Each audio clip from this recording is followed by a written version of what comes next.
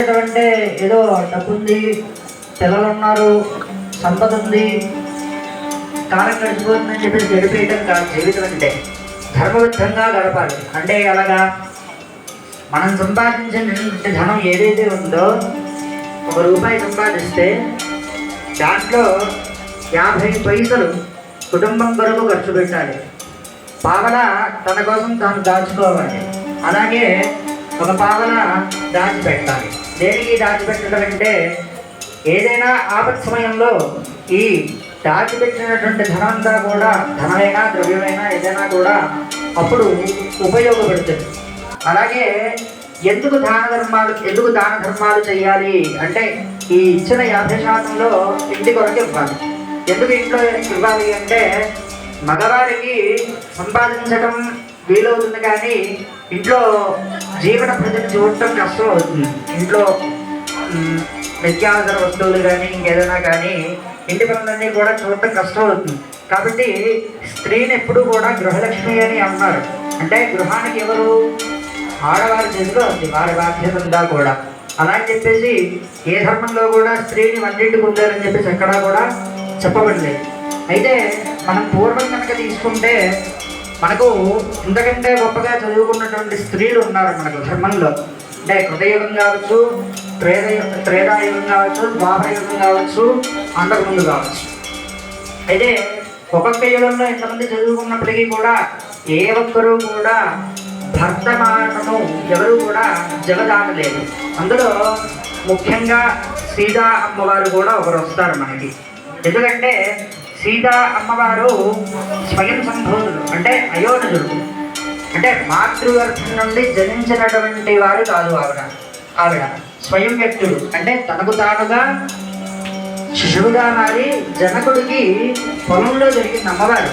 జనకుడు కూతురు అంటే మాతృగర్భం నుండి ఉద్భవించినటువంటి వారు కాదు ఆవిడ అయోనిజ. పూర్వం జనక మహారాజు యాగం కోసం పొలం దున్నుతూ ఉంటే పొలంలో నాగలికి ఒక బంగారు పెట్టె దొరుకుతుంది మనకు. ఆ పెట్టెలో దొరికినటువంటి అమ్మవారు ఆవిడ. జనకుడు పెంచాడు కాబట్టి జానకి అయింది ఆవిడ. అంటే రమా కూడా అంటారు. రావణ చేసుకున్నది రమ అయింది ఆవిడ. అలాగే చాలామంది సీత కష్టాలు ఎవరికి రాకూడదు అంటారు. ఆవిడ స్వయం వ్యక్తులు కాబట్టి ఆవిడ కష్టాలు పడ్డారు కాబట్టి ఆవిడ అనుభవించారు. అలాగే ఆవిడ నడిచిన ధర్మమార్గంలో ఇప్పుడున్నటువంటి పరిస్థితుల్లో ఏ స్త్రీ కూడా అసలు నడవలేదు వాస్తవానికి కలియుగంలో. ఎందుకంటే కలి ప్రభావం చేత ఏమవుతుంటుందంటే మనిషికి అరిషట్ వర్గాలు పెరిగిపోతూ ఉంటాయి మనసులో. అంటే కూర్చున్న చోటే దేవుడు రావాలనుకోవడం. అంటే మనం ఇక్కడ కూర్చుంటే దేవుడే ఇక్కడికి రావాలి, మన దేవుడి దగ్గరికి వెళ్దాం. దేవుడి ఇక్కడికి వచ్చి మనం ఇక్కడికి వస్తే మనం దేవుడికి దండం పెట్టుకుంటాం, అంతేగాని మన గుడికి దండం పెట్టుకోం. ఇలా అంటే ఇలాంటి దుష్కృతమైనటువంటి కర్మలన్నీ కూడా జరుగుతూ ఉంటాయి. ఇవన్నీ ఎక్కడి నుండి జరుగుతాయి అయ్యా అంటే మనసు నుండి జరుగుతాయి. మనసా వాచా కర్మ ఎప్పుడు కూడా దైవం దగ్గరికి, మాతాపితరుల దగ్గరికి, అంటే తల్లిదండ్రుల దగ్గరికి, గురువుల దగ్గరికి మనం వెళ్ళాలి, కానీ వాళ్ళు మన దగ్గరికి రారు ఎప్పుడు కూడా ముఖ్యంగా. అలాగే ఇప్పుడు ఏదైతే కృతయుగం ముందు చెప్పానో, ఈ కృతయుగంలో 5 అవతారాలు ఉంటాయి విష్ణుమూర్తిని. మొత్తం 10 అవతారాల్లో 5 అవతారాలు జ్ఞానం, వైరాగ్యం. వైరాగ్యం ఎవరికి? గృహస్థులకి. దేనికి? ధర్మాచరణ కోసం. ధర్మాచరణ దేనికోసం? అధర్మంలో నడుస్తున్న వాళ్ళకి సద్బోధ చేసి వాళ్ళని దారిలో పెట్టడానికి. అర్థమైందా? ఆ లెక్కను తీసుకుంటే సీతారామచంద్ర స్వామి త్రేతాయుగంలో ఆయన అరణ్యవాసం చేస్తున్నప్పుడు పడ్డటువంటి కష్టాలు మనం ఎవరు కూడా ఇప్పటివరకు పడలేదు. వాస్తవాన్ని చెప్పాలంటే ఈ లోకంలో రాముడు పడినటువంటి కష్టాలు ఏ మనిషి కూడా పడలేదని చెప్తాను. ఎందుకంటే వివాహమైన 12 సంవత్సరాలకి ఆయన అరణ్యవాసానికి వెళ్ళిపోయారు. అర్థమైందా? మనం వెళ్ళి ఒకరోజు అడవిలో ఉండగలమా? చెప్పండి, ఎవరైనా? ఉండలేము. మనం ఒకరోజు అడవిలో ఉండడానికే గిలగిలా కొట్టుకుంటాం. 3 సంవత్సరాలు వెతికాడు, తెలియలేదు. చివరికి ఒక పక్షి అవసాన దశలో ఉండగా అప్పుడు చెప్పింది, ఫలానా వాడు ఎత్తుకెళ్ళాడయ్యా అంటే మళ్ళీ అప్పుడు అది ఎలా సాధించాలో తెలియక ఆయన వెతుకుతూ ఉన్న సమయంలో హనుమంతుడు తారాసపడ్డాడు. అర్థమైందమ్మా, మన కార్యానికి జయం చేకూరాలంటే శ్రీరాముడు ఎంత ముఖ్యమో రామదూత కూడా అంతే ముఖ్యం. రామదూత అంటే ఆయన్ని అనుసరిస్తున్నవాడు కాదు, ఆయనకు దూతని కాదు, బంటని కాదు. అక్కడ ముఖ్యం ఏంటంటే ఒక రాజు ఒక మాటని ఆజ్ఞాపిస్తే ఒక సైనికుడు ఏం చేయగలడో చూపించిన వాడు హనుమంతుడు. యతో హనుమః తతో జయః అని చెప్పబడింది. లేదా అసాధ్యస్వామిన్ అసాధ్యతపదం లేదా రామదూత కృపాసింహో మమ కార్యం సాధ్య ప్రభో అని చెప్తుంది శాస్త్రం. అసాధ్యమైనటువంటి కార్యాన్ని కూడా హనుమంతుడు సుసాధ్యం చేయగలడు. అర్థమైందా? మనకి తీరని కోరికలున్నా, తీర్చలేని కోరికలున్నా, తీరకుండా ఉన్నటువంటి కోరికలున్నా కూడా ఆ హనుమతి ఉపాసన అంటే ఏదో 24 గంటలు కూర్చొని జపం చేయమని కాదు ఇక్కడ అర్థం. కూర్చున్న 10 నిమిషాలైనా 5 నిమిషాలైనా నిమిషమైనా కూడా భక్తితో, శ్రద్ధతో, భయంతో అన్నీ కూడా ధ్యాస ఉంచి స్వామి మీద ఉపాసన చెయ్యటం అంటారు దాన్ని. అర్థమైందా? మనం ఏం చేస్తాం? గుడికి వస్తాం, లేదా గుడిలో ఇంట్లో దీపం పెడతాం. దీపం పెట్టాం అయిపోయింది, నైవేద్యం పెట్టాం అయిపోయింది అనుకుంటాం. కానీ మనం ఎంత భక్తితో ఉన్నామో అది మనం తెలుసుకోవాలి. అంటే ఆత్మ విమర్శ చేసుకోవాలి. మనకు మనం ఆత్మ విమర్శ చేసుకుంటేనే భక్తి అనేది పెరుగుతుంది. ఎవరో వచ్చి మనం ఇంటికి వచ్చాం కదా అని చెప్పి ఇంటికి సత్యనారాయణ స్వామి వ్రతమో ఇంకోటో చేసుకుంటున్నాం కదా, అభిషేకం చేసుకుంటున్నాం కదా అని లీటర్లు పాలు పోయటం, 100 టెంకాయలు కొట్టడం కాదు లెక్కకి భక్తి అంటే. భక్తి అంటే మనపూర్వకంగా మనసులో నుండి వచ్చేదాన్ని భక్తి అంటారు. బయటకు చూపించుకునేదాన్ని ఆడంబరం అంటారు. ఆడంబరం మనకు అవసరం లేదు. అర్థమైందా? శరీరంలో ఆడంబరం ఎక్కువ ఉంటుంది భక్తి కంటే కూడా. ఒక గుడికి వెళ్ళామంటే పలానా పంతులు గారిని చూసామంటే పలానా పంతులు గారికి 10 రూపాయలు ఇవ్వాల్సి వస్తుందని చెప్పేసి కొంతమంది ఏం చేస్తారు, వాళ్ళే కొబ్బరికాయ పెట్టేసుకుని ఎక్కడ నుండో చూపించే స్వామి ఇదే తీసుకుంటారు. ఇంకొంతమంది చేస్తారు, దగ్గరకు వస్తారు కానీ అర్చన చేయించుకోరు. అర్చన చేయించుకునే మా గురించో మాకు 10 రూపాయలు వస్తుందనో కాదు, మీ వంశం బాగుంటుంది, మీ పిల్లలు బాగుంటారు, మీ తరతరాలు బాగుంటుందని చెప్పేసి. అర్థమైందా? ఇక 3వ విషయం, గుళ్ళోకి వస్తే ఆడైనా మగైనా జుట్టు దుమ్ముకొని రండి. ఆడవాళ్ళు అయితే జడేసుకుంటారండి. మొహమాటం లేదు నాకు ఈ విషయంలో. ఎవరైనా సరే, మా అమ్మగారు ఉన్నా నేను ఇదే విషయం చెప్తాను. ఇక్కడ అందరూ ఉన్నవాళ్ళు నాకు తల్లులతో సమానం. మళ్ళీ చెప్తున్నా మీకు, ఆడవాళ్ళు ఇకపై ఎవరైనా సరే గుళ్ళోకి వచ్చేవాళ్ళు ఉంటే జడేసుకుని రండి. జడ విరబూసుకుని వస్తే పిశాచి బాధలు పెట్టుకుంటాయి. అంటే అదేదో ఫ్యాషన్ అనుకుంటున్నారు మీరు, దాన్ని ఏదో గొప్ప అనుకుంటున్నారు. దానివల్ల మీకు అసౌకర్యం తప్ప ఏమీ ఉండదు. అర్థమైందమ్మా? జడ వేసుకుని వస్తే చాలా చక్కగా ఉంటుంది. అలాగే మన వెంట్రుకలు గుడిలో కానీ ఇంట్లో కానీ ఎవరు కూడా తొక్కకూడదు. ఇది ధర్మం. స్త్రీకి ఉన్నటువంటి ధర్మం ఏంటి? చక్కగా జడ వేసుకుని అలంకరించుకుని రావాలి. ఇది ధర్మం. అలాగే పసుపు పెట్టుకోమంటే నాకు పసుపు పెట్టుకుంటే ఎలర్జీ వస్తుందండి, నాకు ఇంకోటి వస్తుందండి, నాకు ఇబ్బందిగా ఉంటుందండి, చూసేవాడికి పెట్టుకుంటుందండి అని చెప్పడం కాదు. కనీసం మీకు పడకపోతే బొడన వేలైనా పెట్టుకోండి కాస్త. ఎందుకంటే ఈ కాలమే కాదు ఏ కాలమైనా కూడా నేను ఒకటే మాట చెప్తా. కొంతమంది ఏంటంటే కాలానుగుణ వ్యావహారిక వ్యవహారాల్లోకి వెళ్ళిపోయి వీటిని త్రిమాంగళ్యాలు అంటారు. ఇవన్నీ కూడా జాగ్రత్తగా కాపాడుకోవాలి. అలాగే మంగళసూత్రానికి బయటకు వచ్చేటప్పుడు పసుపు పెట్టుకొని రావాలి. ఇది ధర్మం, స్త్రీ ధర్మం. ఇవన్నీ మీకు చెప్పబట్టాయి.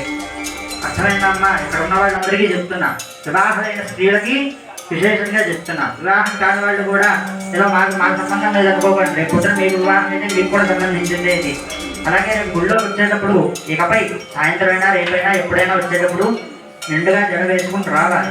లేదనుకోండి పిశాచ బాధలను ఇంకో దుష్టాత్మ గ్రహాలన్నీ కూడా కొట్టుకుంటాయి.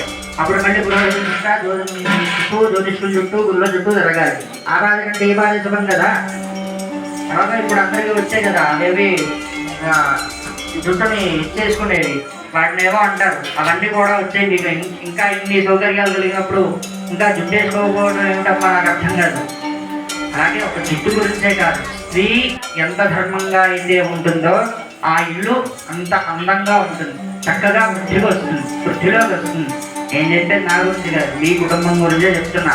మీ ఇల్లు దారిద్ర్య బాధ పోవాలి అంటే స్త్రీ కరెక్ట్గా ఉంటే అన్ని పనులు కరెక్ట్గా ఉంటాయి, అన్ని పనులు చక్కగా జరుగుతాయి. స్త్రీ ఇంట్లో కనుక సభ్యంగా లేకపోతే మా ఇంట్లో దారిద్ర్య లక్ష్మి ఉంటుంది, అమ్మవారు ఉండదు, మహాలక్ష్మి ఉండదు. తల్లులందరూ కూడా అర్థం చేసుకోవాల్సిందిగా కోరుతున్నాం. అలాగే ఈ కళ్యాణం ఏదైతే ఉందో ఇది దేని గురించి చేస్తున్నాం, దేని గురించి చేస్తున్నాం? లెక్కలు లోక కళ్యాణం గురించి చేస్తున్నాం. ఈ కళ్యాణం చేసేదేంటి? మీ గురించో నా గురించో లేకపోతే రోగు గారి గురించో లేకపోతే ఈవిడ గురించో ఇంకా మిగతా వాళ్ళ గురించో కాదు. లోక కళ్యాణం జరగాలని చెప్పేసి చేస్తున్నాం. లోక కళ్యాణం దేనికి జరగాలి? అందరూ బాగుండాలి, విశ్వంలో ఉండేటటువంటి ప్రతి జీవి కూడా బాగుండాలి. ఏంటి? ప్రతి జీవి కూడా బాగుండాలి. చీమ దగ్గర నుండి మనిషి వరకు, అలాగే చీమ దగ్గర నుండి బ్రహ్మ వరకు, బ్రహ్మదేవుడి వరకు అందరూ కూడా బాగుండాలి. వాళ్ళ గురించి మనం అందుకు చేయాలి. పుట్టుకనిచ్చిన తల్లిదండ్రులంత ముఖ్యమో భూమి మీద పక్క క్షణం నుండి గతించేంత వరకు కూడా ప్రతి మనిషి శ్రేయస్సు కూడా కోరుకోవడం అంతే ముఖ్యం. అందుకే చెప్పింది, ఏ ధర్మంలోనూ ఏ శాస్త్రంలోనూ ఎవరు ఇతర ఏ వర్ణాల్లో కూడా ఏ ఇదిలో కూడా చెప్పలేదు. చిరంజీవిగా ఉండాలి, సుఖంగా ఉండాలని చెప్పేసి చెప్తుంది ధర్మం మనకి. కానీ మనం ఏం చేస్తాం? పొద్దున్న లేస్తే నల్లమ్మ పుల్లమ్మ దాన్ని తీసుకుంటాం లేచి. మనకి ఏం పని ఉండదు వాస్తవానికి చెప్పాలంటే. పక్కన ఉన్నోడితో పని మనకి, మన పని మనకు ఉండదు. కానీ ఇంట్లో ఉండే సంస్థలు జరగక పక్కన సంస్థలో పోతాం. ఇవన్నీ కూడా చేయకూడదు. పొద్దున్న లేవగానే ఇంట్లో మన కాలు వృత్యాలు చేసుకుని దీపం పెట్టుకుని ఇంట్లో స్త్రీలు అయితే కనుక పూజ చేసుకుని బయటికి రావాలి. ఇది ధర్మం. అలాగే ఈ మధ్య కొంతమంది తులసి చెట్లు కూడా పెట్టుకోవట్లేదు. తులసి చెట్లు ముఖ్యమమ్మా, అది మీ ప్రాణవాయువును పెంచేది, మీకు ఆయుష్ను పెంచేది. తులసి చెట్టు ఇంట్లో ఉంటే మానసిక సంబంధమైనటువంటి రుగ్మతలు ఏవైనా ఉంటే అవన్నీ కూడా తొలగిపోతాయి. ముఖ్యంగా ఈ కార్యక్రమం చేయడానికి కారణం ఏంటంటే సీతారామ కళ్యాణం చేయటం వల్ల ఏమవుతుందంటే విశ్వశాంతి అనేది జరుగుతుంది. అంటే విశ్వశాంతి అని ఎందుకు అంటున్నాము అంటే మనవ కుటుంబం బాగుంటే బాగుండటం కాదు, విశ్వం అంటే ఏంటి? సౌర కుటుంబం అంటారు చూసారు. ఈ మధ్య పిల్లలకి సౌర కుటుంబం అని చెప్పాల్సి వస్తుంది. మనకు 14 లోకాలు ఉన్నాయి. 14 లోకాలు కూడా 14 రకాలైనటువంటి జీవరాశులు ఉంటాయి. ఉపద్రవాలు ఇవేవి కూడా రాకుండా ఉండాలి. అంటే ఆకాశం నుండి ఉల్కాపాతాలు అంటారు, ఇప్పుడు అతోక నేవరాటం అంటారు ఇప్పుడున్న. అలాంటివి ఏవి కూడా జరగకుండా ఉండాలి. వీటి వల్ల ఏం జరుగుతుందయ్యా అంటే భూకంపాలు, సునామీలు, తుఫానులు ఇలాంటివన్నీ కూడా వచ్చి జీవరాశులు దపిస్తూ ఉంటాయి. ఈ భూ పరిభ్రమణం ఏదైతే ఉందో ఇక్కడ నివసించేటటువంటి మనుషులందరూ కూడా బాగుండాలి అని చెప్పేసి మనం ఆ సీతారామచంద్ర స్వామికి నమస్కారం చేసుకుంటూ ఆ కళ్యాణం చేసుకుంటున్నామని చెప్పేసి మనం సంకల్పం చెప్పుకున్నాం. అందరూ కూడా ఒకసారి చెప్పండి, శ్రీరామ శ్రీరామ రామ రామ రామేతి రామేతి రమే రామే రమే రామే మనోరమే మనోరమే సహస్ర సహస్ర నామ నామ తత్తుల్యం తత్తుల్యం రామ నామ రామ నామ వరాననే వరాననే. జై శ్రీరామ్ జై శ్రీరామ్ అదే చెప్పాలి. జై శ్రీరామ్ జై శ్రీరామ్. వారు చెప్తున్నారు, వశిష్ఠ మహర్షి స్వామి వారి ప్రవర అక్కడ జనక మహారాజుకు చెప్తున్నారు. కాబట్టి అదందరూ కూడా వినండి కాస్త. చతుస్సాగర పర్యంతం గోబ్రాహ్మణే భ్రష్వం భవదు వాసిష్ఠ మైత్రావరణ కౌండన్య త్రయారుషయ ప్రవరాంగద వశిష్ఠ గోత్రోద్భవాయ రఘుమహారాజవర్మణ పుత్రే రఘుమహారాజవర్మణ పుత్రే చతుస్సాగర పర్యంతం గోబ్రాహ్మణేభ్యః శుభం భవతు వాసిష్ఠ మైత్రావరణ కౌండన్య త్రయారుషయ ప్రవరాంగద వశిష్ఠ గోత్రోద్భవాయ అజమహారాజవర్మణ పౌత్రాయ చతుస్సాగర పర్యంతం గోబ్రాహ్మణేభ్యః శుభం భవతు వాసిష్ఠ మైత్రావరణ కౌండన్య త్రయారుషయ ప్రవరాంగద వశిష్ఠ గోత్రోద్భవాయ దశరథ మహారాజవర్మణ పుత్రాయ చతుస్సాగర పర్యంతం గోబ్రాహ్మణేభ్యః శుభం భవతు వాసిష్ఠ మైత్రావరణ కౌండన్య త్రయారుషయ ప్రవరాంగద వశిష్ఠ గోత్రోద్భవాయ త్రిభువనాధీశాయ అఖిలాండకోటి బ్రహ్మాండనాయకాయ సూర్యవంశపావనాయ శ్రీమద్ ఇక్ష్వాకు వంశోద్భవాయ లోక సంరక్షకాయ అఖిలాండకోటి బ్రహ్మాండ నాయకాయ శ్రీరామచంద్ర పరబ్రహ్మణే శ్రీ లక్ష్మీనారాయణ స్వరూపవరాయ. అంటే ఈయన యొక్క తాతగారు ఎవరు? రఘుమహారాజు గారు. అలాగే వీరి యొక్క అభివృద్ధి చెందడానికే చెప్తున్నాం అని మనం చెప్పుకుంటాం. కానీ ఇక్కడికి వచ్చేటప్పటికి ఏమవుతుందంటే దేవతా కళ్యాణం కాబట్టి ఇక్కడ లోక కళ్యాణం మాత్రమే కోరాలి. మన వంశం గురించి కానీ, మన కుటుంబం గురించి కానీ, మన ఇతరత్ర విషయాల గురించి ఇక్కడ కోరవు. ఎప్పుడైతే లోకం గురించి మనం కోరుతామో అవన్నీ కూడా అనుడయంగా మనకు సంప్రాప్తిస్తాయి. అంటే అవన్నీ కూడా మనకు అందులో అంతర్భాగంగానే ఇవన్నీ కూడా లభిస్తాయి. అలాగే కన్యాదాన దక్షిణ పెట్టవలసి వస్తుంది ఇక్కడ. ఎందుకంటే ఎప్పుడైతే మామగారు జనక మహారాజు గారు కేవలం కన్యను ఇవ్వలేదు, ఆయనకి కొన్ని వేల అశ్వాలను ఇచ్చాడు, కొన్ని వేల గజాలను ఇచ్చాడు, అలాగే రథాలను ఇచ్చాడు, అలాగే సామంత రాజులను ఇచ్చాడు. ఒక వేడుక ఇదంతా కూడా. అలాగే ఇప్పుడు మధువర్గం సమర్పిస్తున్నానండి. చూసి నమస్కారం చేసుకోండి. యన్మధురామధవ్యం పరమోన్నాద్యం వీర్యం తేనాహం మధురామధవ్యేన వీర్యేణ పరమోన్నాదో మధవ్యోతాని అమృతవస్తు వరదావస్తరణమసి ఇత్యవస్పీత్వా అనగంప్యాయ ప్రగిచ్చే రాజావేద ఆత్మీయంగా స్వహ నారాయణ స్వహ నారాయణ స్వహ గోవిందా స్వహ విష్ణుదేవనాథ విష్ణునారాయణ శ్రీధర ఋషికేశ విష్ణునాథామధుర సింహనాథదేవ విష్ణునాథ విష్ణునాథోక్ష నారసింహస్థ ధనార్దనోపేంద్ర అలాగే శ్రీకృష్ణాయ నమః. ఇప్పుడు స్వామివారికి ఇచ్చేటటువంటి వస్త్రాలు దీన్నే మధువర్గ ద్వయము అంటారు. ద్వయము పంచవస్త్రీయం. అలాగే అమ్మవారికి చీర కూడా. ఈ మధువర్గంలో ఏం చేస్తారంటే అమ్మవారికి చీర, స్వామివారికి కట్టుకోవడానికి పంచాలు ఉత్తరి అవన్నీ మనం కట్టకపోయినప్పటికీ కూడా కళ్యాణ భాగంలో ఏంటంటే ధార్మికంగా ఈ వస్త్రాలు ఎందుకు ఇస్తారు అంటే అల్లుడు కొడుకుతో సమానం ఇక్కడి నుండి. అంటే ఏంటి, కొడుకు ఎంతైతే అల్లుడు కూడా అంతే లెక్క. అలాగే కన్య ఇక్కడ సీతాదేవి కాబట్టి అమ్మవారి లక్ష్మీ స్వరూపిణి కాబట్టి అమ్మవారికి పంచమాంగళ్యాలు అంటాం. ఇందాక మీ దగ్గర పసుపు, మంగళసూత్రం, బొట్టు, గాజులు, కాళ్ళకు పెట్టీలు ఇవన్నీ కూడా పంచమాంగళ్యాలు అంటారు. వివాహమైన స్త్రీకి, వివాహం కాబోయే స్త్రీకి ఇవే ఉంటాయి, ఇంతకుముందు ఇంకే ఉండవు. ఇవన్నీ కూడా ప్రతిరోజు కూడా సంరక్షించుకుంటూ ఉంటారు స్త్రీ. అందుకే పూర్వం మన పుస్తకాలు చూడండి కాళ్ళకు రుద్రాయటం ఇవన్నీ కూడా చేశారు. అలాగే ఇప్పుడు మామగారు అల్లుడు గారికి మధువర్గాలు ఇస్తున్నారు, మధువర్గ బట్టలు ఇస్తున్నారు. ఆ బట్టలు చూసి నమస్కారం చేసుకోండి అందరూ కూడా. భవతిజాయమానః సంధేరాస్తవయ ఉన్నగంధ స్వాధియో మనసాదేవంతః అంతఃప్రాణ శ్రీ లక్ష్మీనారాయణ స్వరూపకరా శ్రీ రామకృష్ణ స్వరూపకరా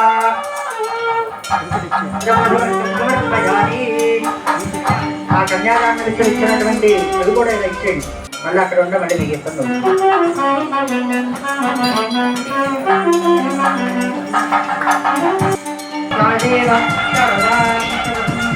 మాంగళ్యధారణ ముహూర్తస్సు ముహూర్త అస్తు.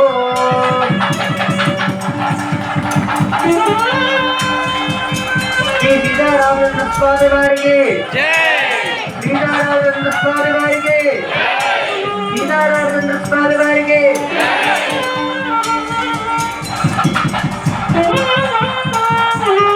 ఇప్పుడు కళ్యాణ ఘట్టంలో ముఖ్యమైనటువంటి ఘట్టం ఏంటి, మాంగళ్య సూత్ర ఘట్టం అనేది పూర్తయింది. ఇప్పుడు అమ్మవారికి స్వామివారు ఇరువురు కూడా పరంపరలు అనే కళ్యాణం చేసుకున్నా కూడా అంతే, ఏ కళ్యాణం చేసినా కూడా అంతే పద్ధతి, ఇదే పద్ధతి ఉంటుంది ఎక్కడ చూసినా కూడా. కానీ ఈ మధ్య కొందరు ఏం చేస్తున్నారంటే స్వామివారి తల మీద పోయడం నేర్చుకున్నారు. అలా తల మీద ఎప్పుడు కూడా పోయింది.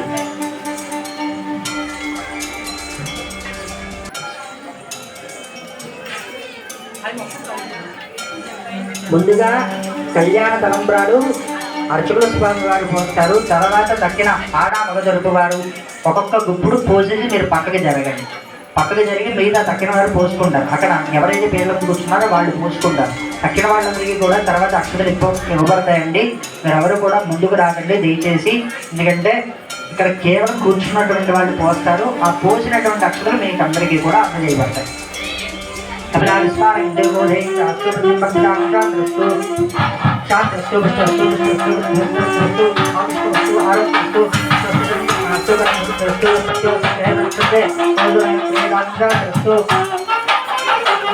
కూడా చెప్పండి.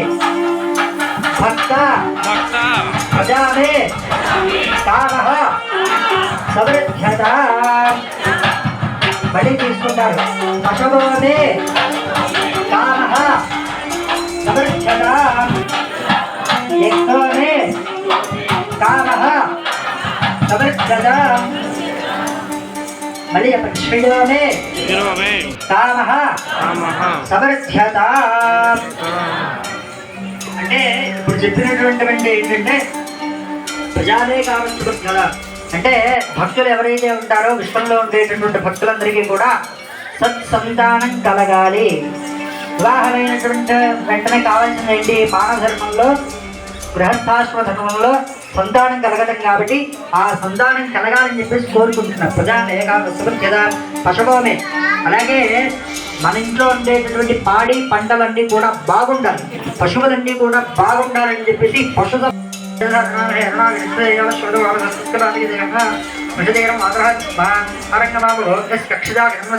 ఆపో జనయథా జన సమర్పయామి. స్నానాంతరం శుద్ధానందయామి.